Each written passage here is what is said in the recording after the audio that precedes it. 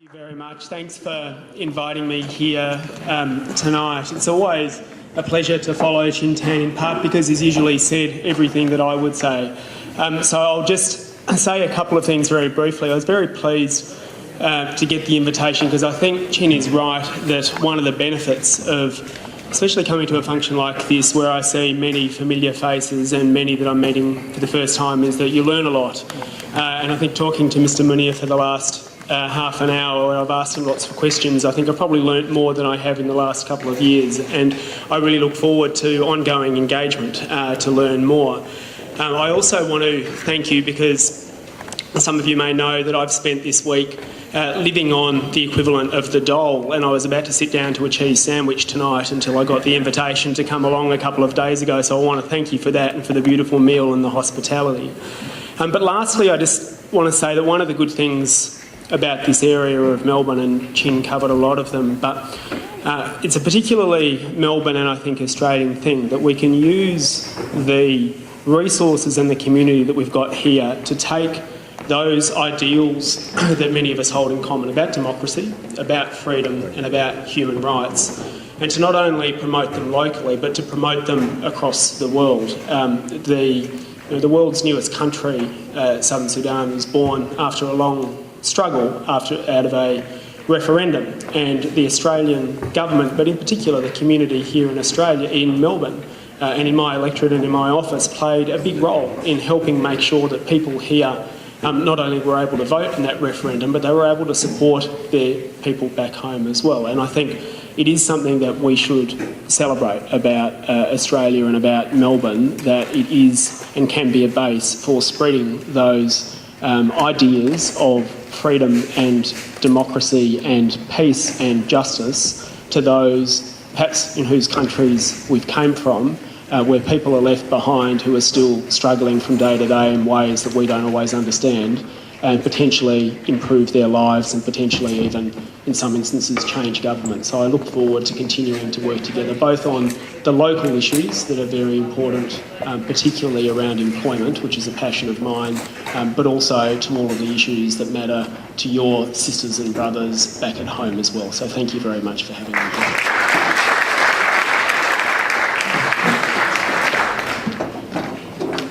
I would like to welcome the Commander, Ashley, just to give us a toke, please.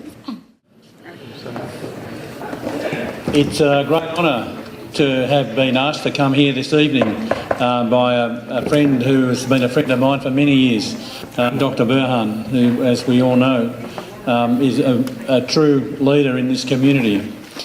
I would also like to acknowledge all the people that have spoken this evening, Chin and Adam, and all the other distinguished guests and people that are here this evening. Pardon me. And before I speak any further, I would also like to pay my respects to the people as the traditional owners of the land on which we meet here today, the Wurundjeri people, and pay my respects to their elders past and present. I'm not going to speak for a long time, and I would like to endorse the comments that were made by Chin and supported by Adam.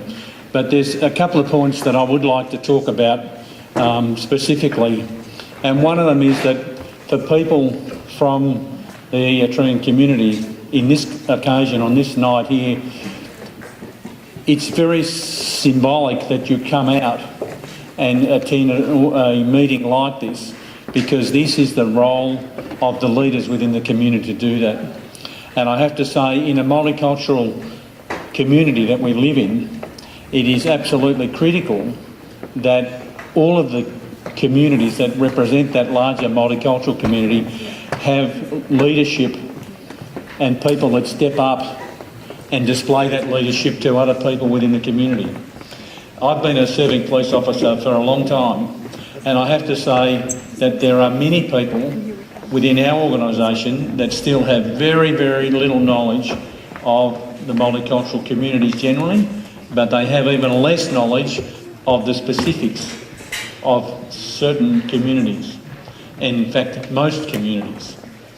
And whilst I say these things here to you, I'm conscious that I'm effectively preaching to the converted, but it's that obligation that befalls all of you that represent this community to pass on those messages. Pardon me. And we saw the slides that Minya put up earlier about the situation in Eritrea and what does that mean for the people there and the difficulties and the 250,000 people that have fled the country and all of those things. Many of people in Victoria, and as I say, especially our members, will know nothing of that history, nothing. So when they look at many people in the community, they look with suspicion, as do many other mainstream people, and they wonder what is going on, and they don't have any comprehension of what many people that have fled countries have or why they have done that, and they don't have that understanding. MC Mr. Shin Tan, Assistant Commissioner Ashley, as well as Victorian Police Commissioner Scott Lee from AFP, guests like Mr. Saleh Qadi. I welcome you all. I thank you for listening to me today. As well as we would like to acknowledge the Wirinjari people of the Aboriginal community where we are standing today. First of all, I represent the Eritrean Council for Democratic Change. It's an umbrella organization which has been formed in 2011. It is one of the leading council, leading opposition parties, and it has more than 20 members, and it has got civic societies and women group, youth group. It represents the opposition in diaspora. Here today, I'm trying to explain to you the predicament of Eritrean situation as we speak. Eritreans are in a very deep, dire situation. First, I just want to show you why Eritrea now is a pariah state. Eritrea is a country without constitution. Eritrea today is without an elected government. Eritrea is without an independent press. Eritrea is without freedom of speech. In Eritrea, there is no independent judicial system or a fair trial. My time is so limited, I was told by the organizers. I just wanted to highlight on these points that we take for granted in Australia. These are the points why we belong to Eritrea, which is a pariah state today.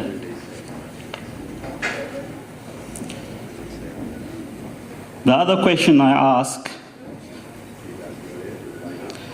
is why Eritrean youth flee Eritrea after 30 years of struggle to gain independence.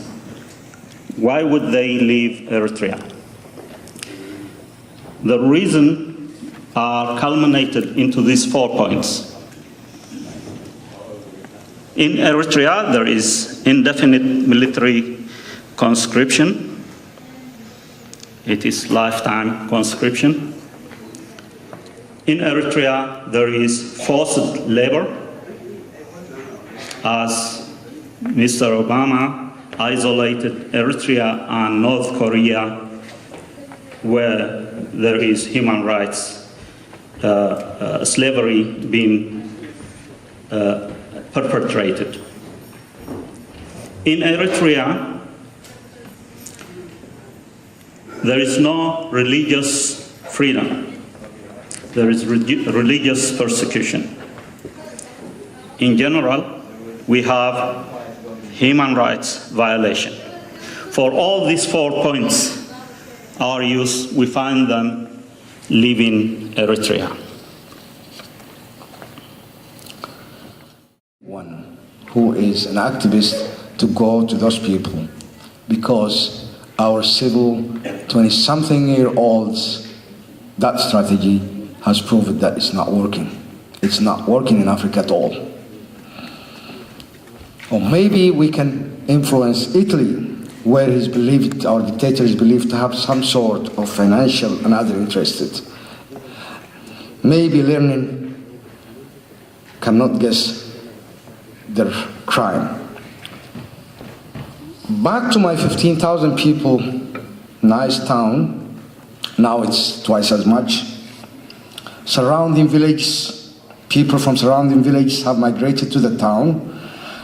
And what I see here is other parts of the world are mostly younger generation who fled the forced labor camps that the Eritrean government created. So there is a chance. Anybody from Sawa here? From the 90s? Okay. So wherever I go, the new arrivals are mostly in their 20s, rarely in their 30s, and those people are all people who fled the labor camps. In such a situation, do you think people worry about freedom of expression or other noble ideas when they lack the basic justice? I'm afraid not.